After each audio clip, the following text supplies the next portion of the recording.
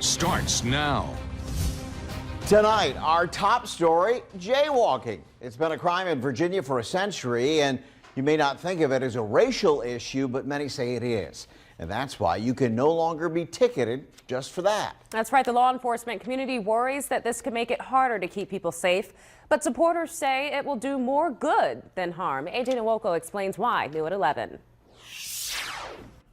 The experts say this will lead to fewer interactions with police and people of color, but law enforcement officials say it could come at the expense of safety on the roads. It's a very long overdue recognition of the fact that these laws in every state, including Virginia, were hugely problematic from the beginning. UVA history professor Peter Norton is talking about jaywalking, something that was made a crime nearly a century ago, which he says has since become stained with racism. That was an incentive on police officers to stop people that they considered suspicious. We know that in this society that has meant that white people have suspected black people and people of color of being criminals.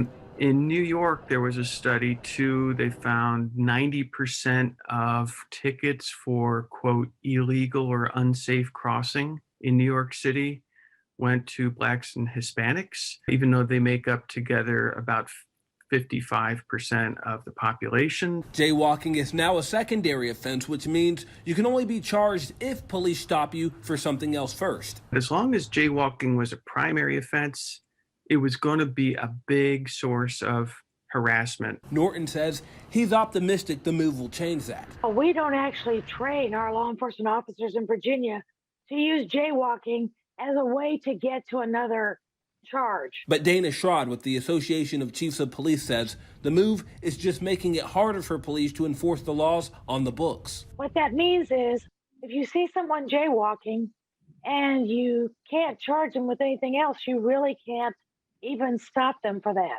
So it becomes a real problem in terms of trying to keep people safe. Schrod says drivers and pedestrians need to take more responsibility for their safety, but adds the General Assembly should reconsider laws that are harder to enforce. Make any sense to have those laws there if you cannot charge on a primary offense for the violation of those statutes.